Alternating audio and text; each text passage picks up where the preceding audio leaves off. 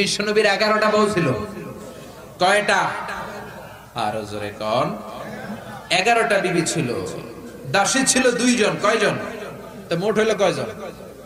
কয়জন? আমরা একজনের জ্বালায় অস্থির, জীবন দিয়া ফেলাম, মইরা যাবো, এরকম অস্থির কথা আমরা বলি, ঠিক কিনা? বিশ্বনবীর স্ত্রী ছিল 11 জন, দাসী ছিল 2 জন। মোট কয়জন? প্রথম বউ হচ্ছে খাদিজা, খাদিজা বিনতে খুয়াইলিদ, 1 নাম্বার, ঠিক কিনা? তারপরে আয়েশা বিনতে আবি বকর, হাফসা বিনতে ওমর, জাইনাব নামে 2 বউ, জাইনাব বিনতে জাহাশ, জাইনাব বিনতে খুজাইমা, সাফিয়া বিনতে হুয়াই ইবনে আখতাব, সাউদা বিনতে জামাআ, জুয়াইরিয়া বিনতে আল হারিস, মাইমুনা বিনতে আল হারিস, উম্মে হাবিবা রমলা বিনতে আবি সুফিয়ান, উম্মে সালামা বিনতে আবি উমাইয়া। এই 11 জন বউ ছিল। সুবহানাল্লাহ। 2 জন দাসী ছিল, একজনের নাম রাইহানা বিনতে যায়েদ আন-নাদারিয়া, আরেকজনের নাম মারিয়া বিনতে শামউন আল-কিবতিয়া। চিল্লায় পড়েন আল্লাহু আকবার। অনেক ইহুদি খ্রিস্টান নাস্তিকের দলেরা বলে, নাস্তিকের বাচ্চারা বলে বিশ্বনবী নাকি নারী পূজারী ছিলেন, নারীর দেহভোগ করার জন্য এতগুলো বিয়ে করেছেন। কপাল পোড়া, একটা বিয়ে বিশ্বনবী নিজের মন গড়া করে নাই, করেছেন কার আদেশে? জোরে বলেন, কার আদেশে? বিশ্বনবীর প্রথম বিয়েটা যখন বিশ্বনবী করেছেন বয়স ছিল কত? সবাই বলেন। বিশ্বনবীর বয়স ছিল 25 বছর। আর বিয়ে করেছেন খাদিজাকে, খাদিজার বয়স ছিল কত? 40। শুধু 40ই না, এর আগে খাদিজার আরো 2টা বিয়ে হয়েছে। এরকম একটা বয়স্কা নারীকে বিয়ে করেছে তাগড়া 25 বছরের যুবক মুহাম্মদ সাল্লাল্লাহু। বিশ্বনবী যদি নারী পূজারী হতেন, 25 বছর বয়সে মক্কার সবচাইতে সুন্দরী সুন্দরী তরুণীগুলো বিশ্বনবীকে বিয়ে করার জন্য পাগল পাড়া ছিল। বিশ্বনবী জীবনেও নারীদের দিকে চোখ তুলে তাকান নাই। রব্বুল আলামিনের আদেশে তার অন্তরে ইলহাম হয়েছে, খাদিজাকে তিনি প্রথম বিয়ে করলেন। 25 বছরের তাগড়া যুবক বিয়ে করলেন, 2 বার তালাক খাওয়া, অনেকগুলো সন্তানওয়ালা একজন মহিলা, প্রৌঢ়া নারী খাদিজাকে। সুবহানাল্লাহ। 4টা কারণে বিশ্বনবীর এতগুলো বিয়ে হয়েছে। কয়টা? একটা এডুকেশনাল কজ, একটা সোশ্যাল কজ, একটা পলিটিক্যাল কজ, একটা লিগ্যাল কজ। 1 নম্বরে হচ্ছে এডুকেশনাল কজ। জেনে নেন কেন বিশ্বনবী এতগুলো বিয়ে করেছে। মন গড়া করে নাই, আল্লাহর আদেশে করেছে, ঠিক কিনা? 1 নম্বরে এডুকেশনাল কজ। নারীদের বিভিন্ন গোপন মাসালা বিশ্বনবীর কাছে এসে মহিলা সাহাবারা জিজ্ঞেস করতে পারতো না লজ্জার কারণে। এজন্য আল্লাহ বললেন, ও নবী বেশি বেশি বিয়ে করেন, আপনার বউয়ের সংখ্যা হবে 13 জন। মদিনার সব মহিলা সাহাবীগুলা এসে আপনার বিবিদের কাছ থেকে মাসালা শিখে যাবে। লজ্জাকর মাসালাগুলো নবী আপনার কাছে এসে জিজ্ঞেস করা দরকার নাই, আপনার বিবিদেরকে আপনি শিখাবেন, আর বিবির কাছে এসে এসে মদিনার মহিলা সাহাবারা শিখে ইসলাম প্রচার করবে। চিল্লায় কোন আল্লাহু আকবার। এটা হচ্ছে 1 নাম্বার কারণ এতগুলো ওয়াইফ হওয়া। 2 নাম্বার কারণ হচ্ছে সোশ্যাল কারণ। আমার নবী সামাজিক ছিলেন। বিশ্বনবীর রাইট হ্যান্ড ছিল আবু বকর, এই জন্য ডান হাতটাকে শক্ত করার জন্য আবু বকরের মেয়েকে বিয়ে করলেন।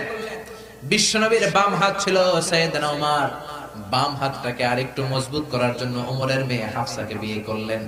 ইসলামের 4 জন খলিফার 2 জন বিশ্বনবীর শ্বশুর, বাকি 2 জন বিশ্বনবীর জামাই। সুবহানাল্লাহ। আবু বকর কিন্তু বিশ্বনবীর শ্বশুর, ওমর ফারুক কিন্তু বিশ্বনবীর, আর উসমান আর আলী ছিলেন বিশ্বনবীর জামাই। সুবহানাল্লাহ পড়েন। 2টা কারণ গেল, একটা এডুকেশনাল, একটা গেল সোশ্যাল। 3 নম্বরে হচ্ছে পলিটিক্যাল কজ, রাজনৈতিক কারণে। বিশ্বনবী ইহুদিদের দুর্গ খায়বারে আক্রমণ করেছেন। আল্লাহু আকবার। খারিবাত খায়বার, খায়বার ভেঙে চুড়ে মেসাকার করে দিয়ে ইহুদিদের সাথে যুদ্ধে বিশ্বনবী বিজয় লাভ করে ফেললেন।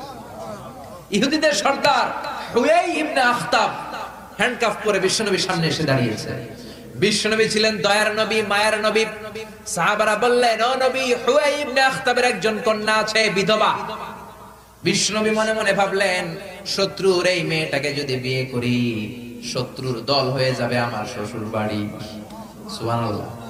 ইহুদিদের বিশাল এই গোত্র, এই মেয়েটার আমি বিয়ে করলে এই দুর্গের লোকেরা হবে আমার শ্বশুর বাড়ি। বিশ্বনবী প্রস্তাব দিলেন, তুমি আমার সাথে বিয়েতে রাজি আছো কিনা?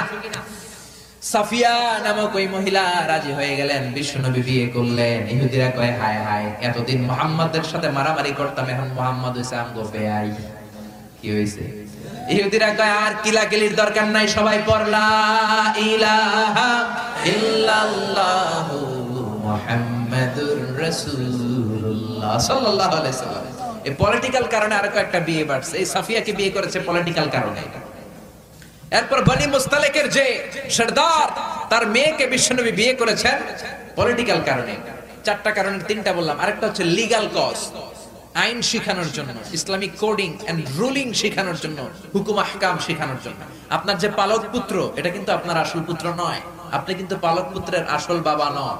যে তাকে জন্ম দিয়েছে ওই জনক লোকটাই হচ্ছে তার আসল বাবা, ঠিক কিনা? বিশ্বনবী একজন পালক পুত্র পাললেন, নাম যায়েদ ইবনে হারেসা। মক্কার লোকেরা বলতে আরম্ভ করলো যায়েদ ইবনে মুহাম্মদ, মানে মুহাম্মাদের ছেলে যায়েদ। আসলে কি যায়েদ মুহাম্মাদের ছেলে? হারেসার ছেলে। এটা বোঝানোর জন্য আল্লাহ বললেন যায়েদকে বলেন তার স্ত্রীকে তালাক দিতে। তালাক হয়ে গেল, নিজের পালক পুত্রের ছেলেকে বিশ্বনবী বিয়ে করে মক্কা মদিনার লোকদের চোখের মধ্যে আঙ্গুল দিয়ে দেখাই দিলেন, দেখো পালক পুত্রের ছেলেকে বিয়ে করা যায় তালাক হওয়ার পরে, কারণ পালক পুত্র নিজের ছেলের মতো নয়। চিল্লায় বলেন ঠিক কিনা? এই জন্য বিশ্বনবীর বিয়ের সংখ্যাগুলো বাড়িয়ে দিয়েছে কে? প্রথম বিয়ে করলেন খাদিজাকে। বিশ্বনবী খাদিজারে এত ভালোবাসতেন, খাদিজা ইন্তেকালের পরে বিশ্বনবী যেই বছরটা কাটিয়েছেন, বিশ্বনবী এটার নাম দিয়েছেন আমুল হুজুন, দুঃখের বছর। যেই বছর খাদিজা ইন্তেকাল করলো ওই বছরটাকে বিশ্বনবী নাম দিয়েছেন দুঃখের বছর। বিশ্বনবী খাদিজারে এত ভালোবাসতেন, দোয়া করার সময় বিশ্বনবী চোখের পানি ছেড়ে দিয়ে আল্লাহরে বলতেন, আল্লাহ কিয়ামতের ওই কঠিন দিন, যেদিন মা ছেলেরে চিনবে না, বাবা মেয়েরে চিনবে না, বন্ধু বন্ধুরে চিনবে না, পীর সাহেব মুরিদরে চিনবে না, মুরিদ পীর সাহেবরে চিনবে না, ওই কঠিন দিন আমি যেন আমার খাদিজারে ভুলে না যাই, ওই দিন যেন আমি আমার খাদিজার কথা মনে রাখি। মা আয়েশা খাদিজাকে নিয়ে খুব গায়রাত করতেন, মানে হিংসা করতেন। একদিন বললেন, ও নবী, বারবার ওই বুড়ি মহিলার কথা বলেন কেন? ওই বুড়ি তো কবে মরে গেছে, বুড়ির পরে আমাদেরকে আল্লাহ আপনার বউ বানিয়েছে, আমাদেরকে পেয়ে কি আপনি খুশি নন?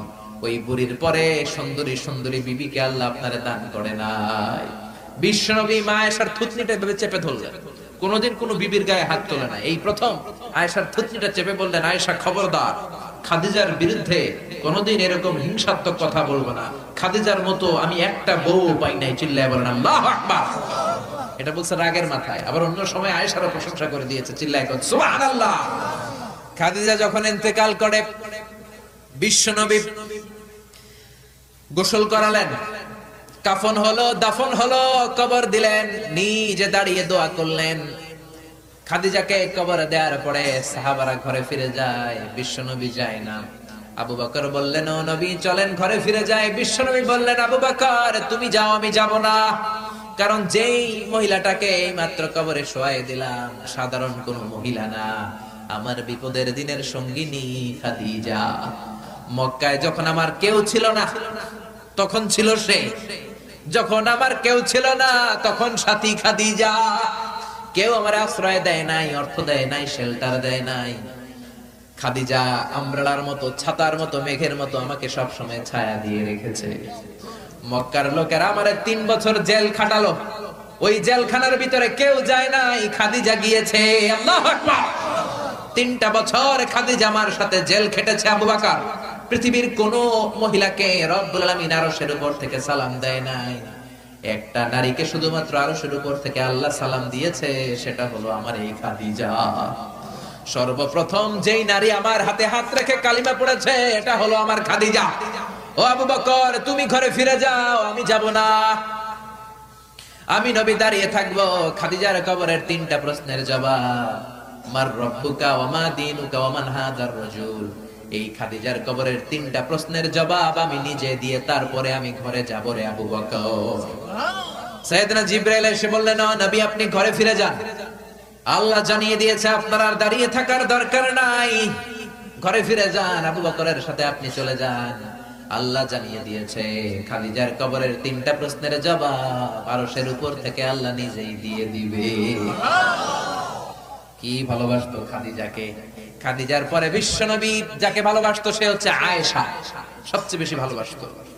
বিশ্বনবী বলেন, উরিতু কি সালাসালা ইয়া আয়েশা, আয়েশা বিয়ের আগে আমি রাতে তোমার 3বার স্বপ্নে দেখেছি। বুখারীর বর্ণনা। কয়বার?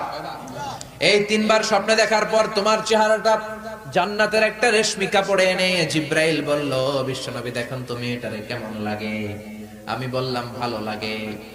জিবরাইল তার কয়েকদিন পরে বললেন, ও নবী আকাশ থেকে ডাইরেক্ট প্রপোজ, সরাসরি প্রস্তাব, বিয়ে করবেন নাকি? কার মেয়ে?